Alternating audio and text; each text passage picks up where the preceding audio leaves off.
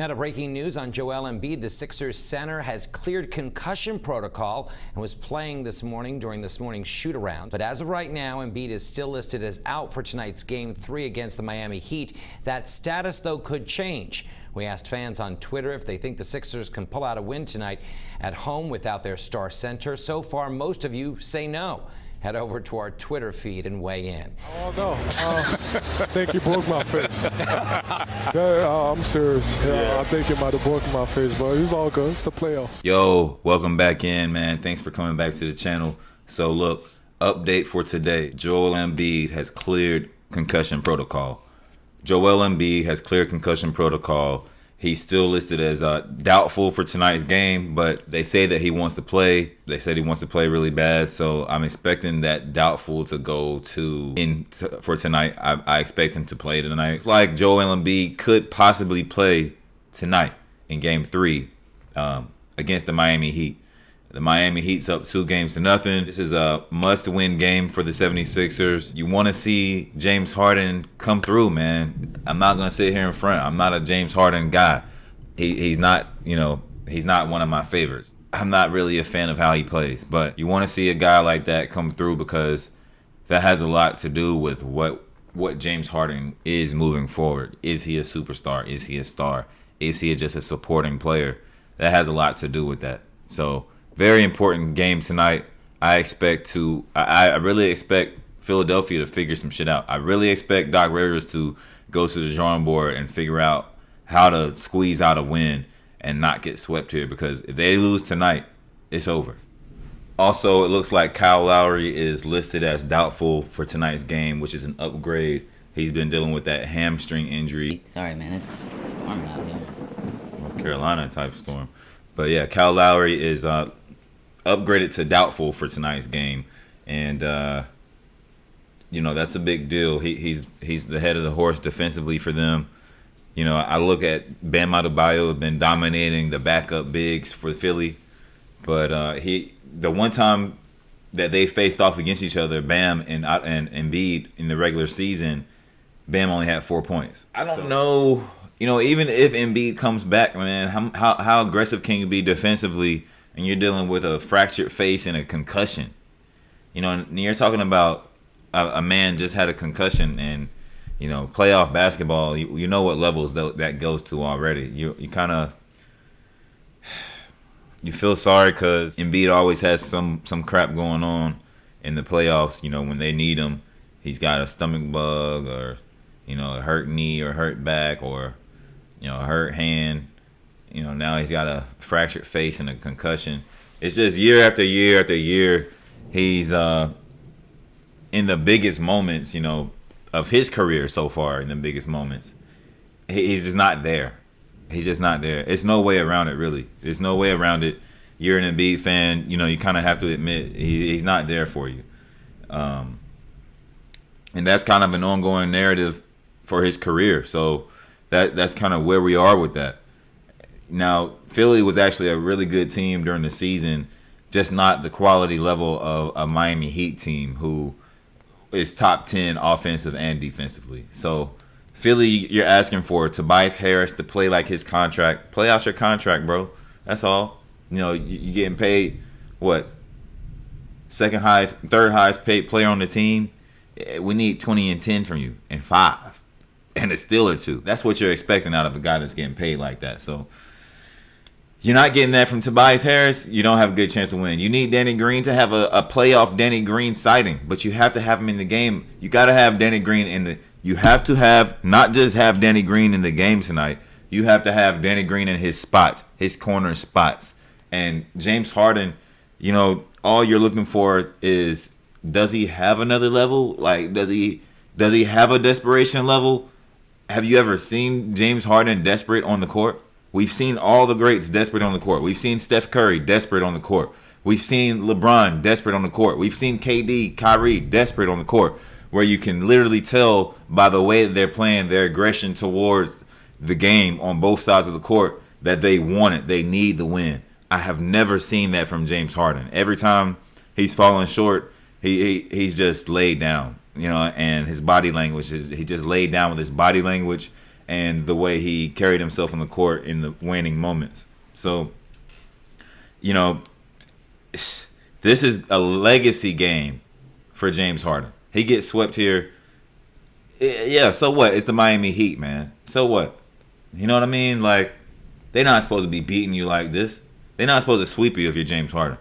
I'm sorry. The man's declined, but at the same time, that makes no sense. A former MVP, MVP candidate just 2 years ago. Just 2 years ago. Now, the thing is, Miami's got a bunch of individual guys who, you know, work together well as a team. Guys like Victor Oladipo, who at one point was a high caliber player in this league. And, you know, if he happens to find a resemblance of that level of play, then a lot of teams are in trouble. You have Duncan Robinson, who's a proven shooter, scorer. You know, he hasn't even got going. PJ Tucker is a glue guy, a Draymond Green type, you know, hit the corner three type, lock up on defense, get the loose balls.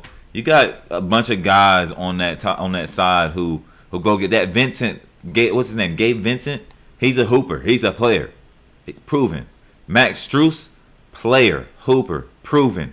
Tyler Hero, player, hooper, proven. I mean, they have guys on guys that can bring you what they bring to the table in waves, and they do.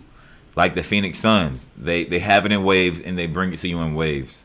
You know, and it's teams like that are championship teams. You know, that's championship team DNA. When you got different guys that do different things, but you know they're all great in their roles. The only hope for a Philadelphia fan is that the Heat just get lax and drop a game tonight, and you know make it look like a series. I'm big on this channel about Eric Spoelstra. He's my favorite coach in the NBA. Much respect to him and you know how he coaches his team and how he has them prepare for every game and every situation.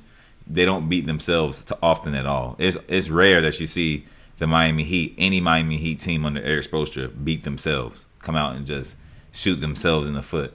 You know, so I got Eric Spoelstra coming out, having his guys ready to play, ready to go up 3-0, ready to put this series in a bag, ready to sweep the 76ers. And to me, if that happens, we have to be talking about James Harden and moving forward. How can you pay him a max contract? You know, how can you pay him a max contract? How can you pay him 5 years, $250 million? The guy's 33 years old. He declined so fast. I don't think I've ever seen a superstar level player decline while not even like while in his prime for sure, but decline while active. You know what I mean? Actively in a season, and during the season you decline. You know, that's when you play around and mess around with your body and you don't put the work in the weight room and in the gym. Man, you can lose it. You can lose it, and I think that's what we've witnessed. It's different for a guy like Russell Westbrook, who's played with such explosion. You know, he's just losing some of the explosion, but he still has so much because you can tell he's put the work in physically to maintain some of that. But a guy like Harden, man, who's taking a lot of breaks physically, you can tell, and it's backfiring on him now at this point. So I don't know. My prediction. I have to wait to see what happens with Joel Embiid, but you know, even if he comes back, I don't know what he can bring to the table. You know, if he masks up, put a mask on, and he's play like a superhero, they can squeak out a win. But I've got Miami Heat going up 3-0, man. Got Miami Heat going. I got this being a sweep, man. Got this being a sweep. I'm not gonna sit here and lie to y'all. This is a sweep in my book. I can't get away from that. That's what it is to me. So we also have the Dallas Mavericks and the Phoenix Suns, and this series to me kind of feels a lot like the Eastern Conference series, where you know I just don't feel like there's a way out, any strategy that can make the Mavericks an overall better team than the Suns. Definitely not to say they can win the series. We've seen Luka have damn near 50, and they were getting dominated. You know, None of these games felt like the Mavericks were about to win, or at no point in any of these games did I feel like they were in control of the outcome. The Suns just have guys who just get down to business. Guys like Mikal Bridges. These guys hit the shots that they're supposed to hit on a regular basis. The big men get in foul trouble. Then you have Jay Crowder go get 10 rebounds. You got Cam Johnson come get 8 rebounds. They do what needs to be done. That is a well-coached team. And you can tell.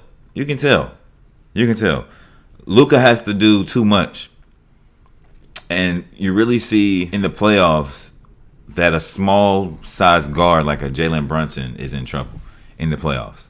You have to be Allen Iverson-esque to dominate in a game in the playoffs at that size in today's game. Just because those big guys are down there, they're not letting them. They're scheming the paint, man. They're scheming the paint. They want to keep Luka out the paint and make him kick out to a Dorian Finney-Smith or a Maxi Kleber and make those guys win. And Luka goes and gets his, but when he needs the other guys to get theirs, they just can't. They just won't. They have to find a way to lessen Luka's load in a sense. Some of those guys just need to decide that tonight I'm going to be excellent in my role and I'm going to give the team the help that they need in what I do. So one thing that I did read about was Dwight Powell being in the starting lineup has not been a good thing for the Mavericks. I think they are minus 28 with Dwight Powell in the game overall for the series. And, they're like plus 26 or something with him on the bench. I think the first tweak right there is pretty obvious. I think we're going to see Dwight Powell not playing. I think you can either go smaller with a guy like, who do they have? With a guy like Dorian Finney-Smith. That's a big ass. So I would put Maxi Kleber at the 5 and then have Dorian Finney-Smith rotate in and out of the 5. And, you're going to have to throw guys like Reggie Bullock and guys like that around. I don't really know what they're going to do. They just have some deficiencies in the roster that provides what you need in a playoff situation. Because, as you see, Luka can go get his, but it takes a lot out of him. You can just tell. Even just getting to his post-up fadeaway, it's just guys swarming. And the Suns have the best hands in the league as a team, defensively. Best defensive hands in the league by far. Jay Crowder, Mikal Bridges, Chris Paul, Ayton slaps down a lot, gets a lot of steals. Those guys are crafty on defense, and you have to have some sure handles to get up in the paint. The Mavericks have Doncic and Jalen Brunson. That's about it. That's the sad part. So Jason Kidd is going to have to go to the drawing board and figure out what rotations he can use. Maxi Kleber has been playing well, but you're asking guys like Maxi Kleber and Reggie Bullock, who they picked up mid-season, I believe, to be your hero. That's just not fair. It's just not going to work. So they're going to have a different pace to their game.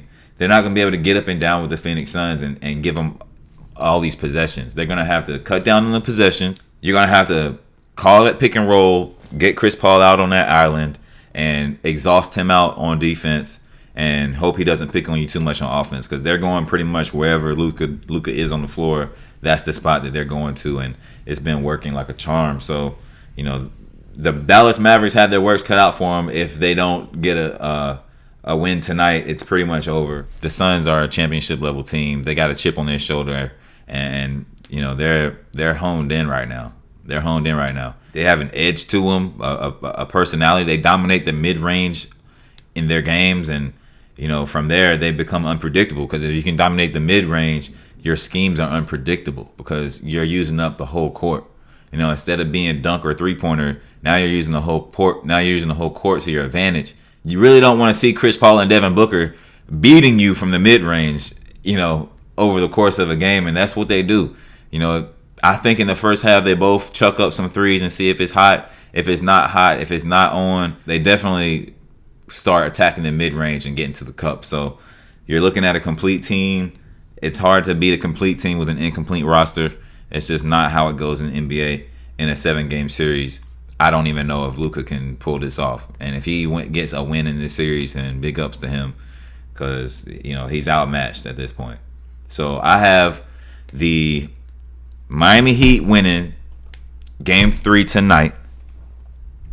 I have the Phoenix Suns beating the brakes off of the Mavericks. Doc Rivers might be over for you here too, man. That's gonna be crazy. So Clippers, and now you're in Philly about to get dumped. So Boston, Clippers, Philly, and you're gonna go somewhere else and probably get the axe in the next 3 years too. So I don't know, bro. It's crazy to see. He's like 0-13. He's like 0-13 when down 0-3 in a series, or down 0-2 in a series. So, what to expect? I expect the same old. No parity in these games. Strictly exactly what you expect. Luka's gonna get his. I don't know who's gonna help him. You need Jason Kidd to get out there and run with you for you to have a chance tonight. But appreciate y'all tuning in. I'm about to go enjoy this storm and sit out on the balcony and hang out, chill a little bit. Much respect. Peace and blessings. Holla.